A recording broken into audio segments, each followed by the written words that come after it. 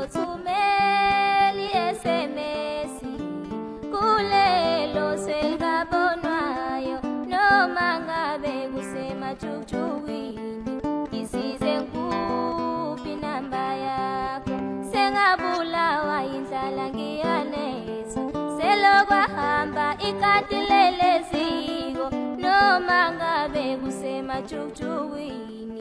Ngisize ngikuphi inamba yakho, ngizothumela i-SMS kulelo selingabonwayo, noma ngabe kusemajukujukwini.